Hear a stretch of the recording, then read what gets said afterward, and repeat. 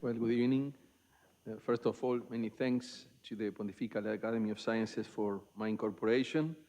This is a big honor, not only for me, but I know it's a big honor for my university, for my country, and of course, it's a matter of joy and happiness with my beloved ones.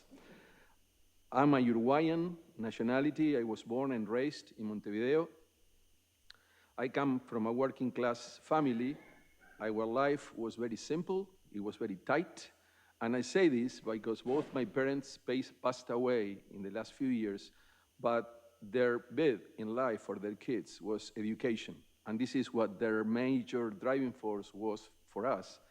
So I was associated in primary school and high school to Franciscan associated education. Until then, I moved to public education, going to the Miami University, which is Universidad de la República, where I entered in 1981, and I never left until now.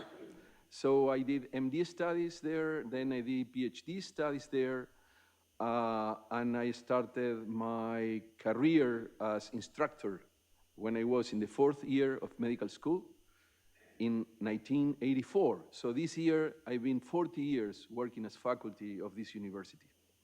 I did a postdoctoral fellowship at the University of Alabama at Birmingham under the supervision of Bruce Freeman and Joe Beckman.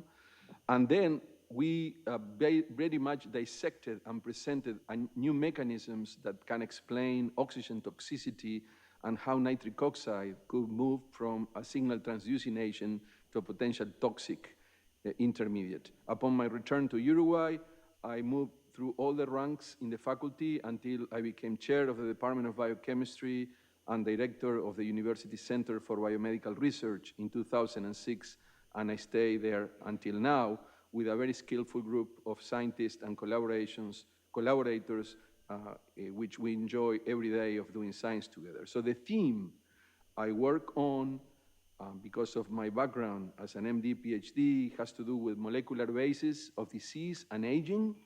And mainly, as you heard before, my main focus is in oxygen metabolism, cell respiration, bioenergetics, mitochondria, free radicals, nitric oxide, and then the transition to redox-based therapeutics.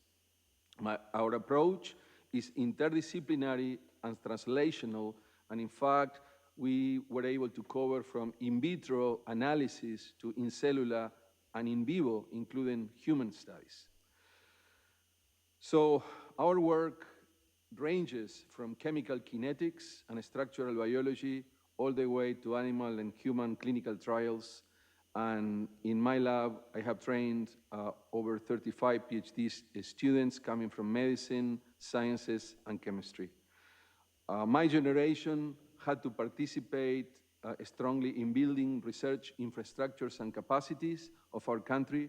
And in that regard, I led our National Academy of Sciences for 2 terms. I'm finishing my 2nd term in 2 months.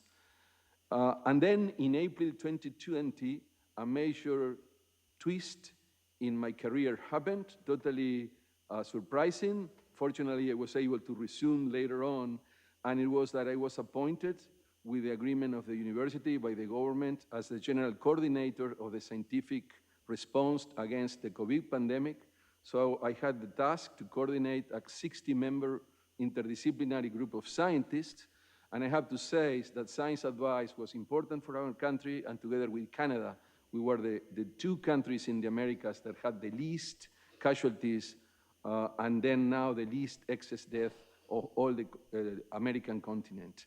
And beyond that, this effort supporting the health actions and the society brought a lot of visibility for science in the community and created new capacities, and even many more students now are going into science career because they reflected themselves in something that before was pretty much invisible to the society.